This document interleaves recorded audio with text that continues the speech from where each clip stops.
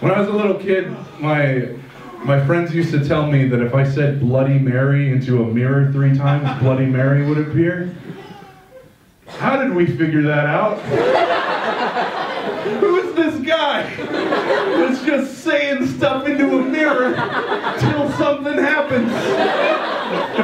Banana hammock, banana hammock, banana hammock. Now that one's a dud. What's the next one?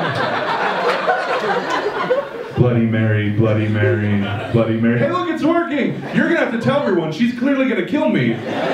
Still a success though, I think. I tried the Bloody Mary thing for the first time last weekend, because that's the state of my dating life.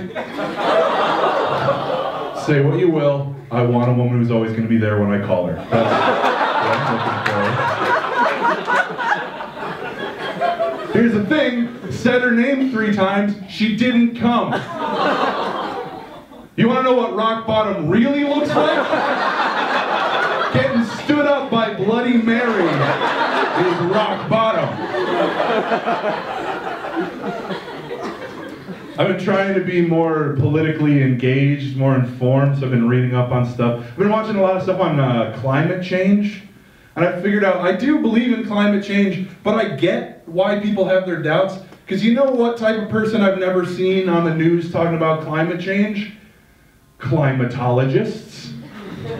The only representatives from the scientific community that talk about climate change are Neil deGrasse Tyson, who, as an astrophysicist, is an expert in the physics of everywhere but Earth, where the global warming is happening, and Bill Nye the Science Guy.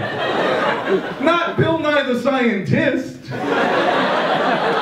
Bill Nye the Science Guy. Like, if you were going in for surgery, and you were like, hey, you're a surgeon, right? He's like, well, I'm a surgery guy. You're not getting that operation. Does not inspire confidence. And Bill Nye, the thing is, his show, he doesn't do his own, like, new science, right? He just takes science other people did, and he tries it out for himself. It's like the diners, drive-ins, and dives of science. Like, he's Bill Nye the Science Guy Fieri, is what I'm saying. Okay? He's a science fan. There's nothing wrong with being a fan, but there's a difference between an expert and a fan, right? Like, Shaquille O'Neal gets to talk about basketball on TV. Your friend with season tickets to the Jazz doesn't. Shaq played for 20 years. Your friend thinks Jimmer Fredette could beat LeBron one-on-one. There's a difference.